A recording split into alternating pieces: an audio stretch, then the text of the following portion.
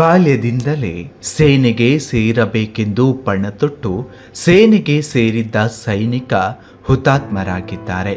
ತಿಂಗಳುಗಳ ಹಿಂದಷ್ಟೇ ಊರಿಗೆ ಬಂದು ಕೆಲ ದಿನಗಳ ಹಿಂದಷ್ಟೇ ಕರ್ತವ್ಯಕ್ಕೆ ಹಾಜರಾಗಿದ್ದ ಸೈನಿಕ ಮಸಣದ ಕದ ತಟ್ಟಿದ್ದಾರೆ. ಕುಟುಂಬದ ಏಕೈಕ ಆಧಾರ ಸ್ತಂಭವಾಗಿದ್ದ ಸೈನಿಕನ ಅಗಲುವಿಕೆ ಕುಟುಂಬಕ್ಕೆ ನುಂಗಲಾರದ ತುತ್ತಾಗಿದೆ. ಏಕೈಕ ಪುತ್ರನನ್ನ ಕಳೆದುಕೊಂಡ ಕುಟುಂಬ ಕಣ್ಣೀರ ಕೋಡಿಯಲ್ಲಿ ಮುಳುಗಿದೆ.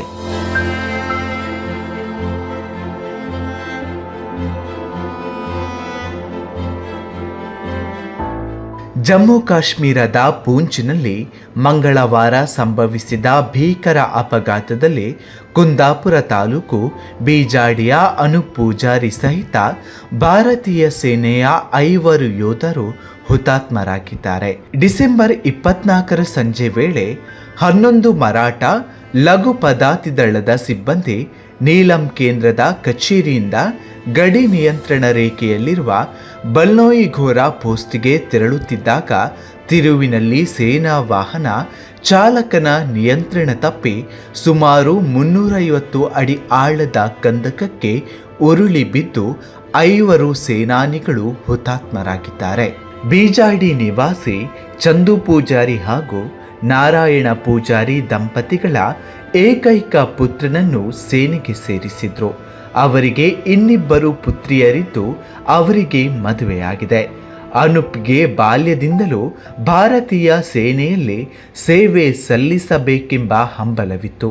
ಸೇನೆಗೆ ಸೇರಿದ ಅನಂತರ 13 ವರ್ಷಗಳ ಕಾಲ ಹವಾಲ್ದಾರರಾಗಿ ಸೇವೆ ಸಲ್ಲಿಸಿದ್ದು ಮುಂದಿನ 2 ವರ್ಷಗಳಲ್ಲಿ ನಿವೃತ್ತಿ ಹೊಂದಿ ಊರಿಗೆ ಬಂದು ನೆಲೆಸುವ ಯೋಚನೆ ಹೊಂದಿದ್ದರು. ಪೆರಡೂರು ಮುಳ್ಳುಗುಡ್ಡೆಯ ಮಂಜುಶ್ರೀಯನ್ನ ಮದುವೆಯಾಗಿದ್ದ ಅನೂಪ್ ಅವರಿಗೆ 1.5 ವರ್ಷದ ಇಶಾನಿ ಹೆಸರಿನ ಹೆಣ್ಣು ಮಗುವಿದೆ.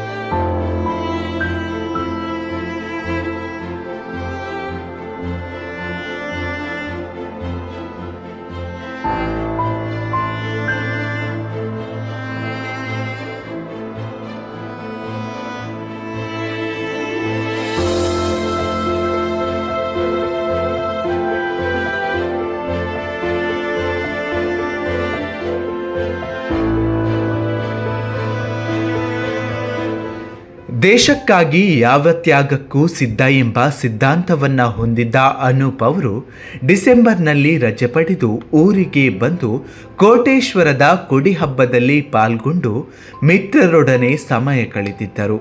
ಸ್ನೇಹಮಯಿಯಾಗಿದ್ದ ಅವರು ಬೀಜಾಡಿ ಕೋಟೇಶ್ವರ ಪರಿಸರದ ಜನರ ಪ್ರೀತಿ ವಿಶ್ವಾಸ ಗಳಿಸಿದ್ರು.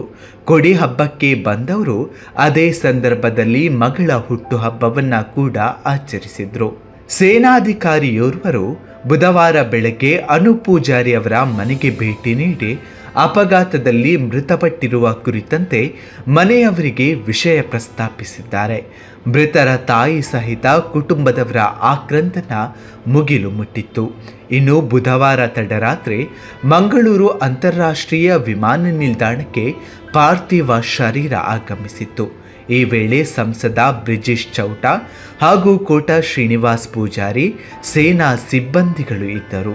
ಅನೂಪ್ ಪೂಜಾರಿ ಅವರ ಪಾರ್ಥಿವ ಶರೀರ ಹುಟ್ಟೂರಿಗೆ ಬರುತ್ತಿದ್ದಂತೆ 100 ಮಂದಿ ಜೊತೆಯಾಗಿದ್ದಾರೆ. ಸಕಲ ಸೇನಾ ಗೌರವದೊಂದಿಗೆ ಅಂತಿಮ ವಿಧಿವಿಧಾನ ನಡೆಯಲಿದೆ. ಕರ್ತವ್ಯದಲ್ಲೇ ಭಾರತಾಂಬೆಯ ಹೆಮ್ಮೆಯ ಸೈನಿಕ ಅನೂಪ್ ಹುತಾತ್ಮರಾಗಿದ್ದು ಕುಟುಂಬಕ್ಕೆ ತುಂಬಲಾರದ ನಷ್ಟವಾಗಿದೆ. ಅನೂಪ್ ಪೂಜಾರಿ ಅಮರ್ ರಹೆ.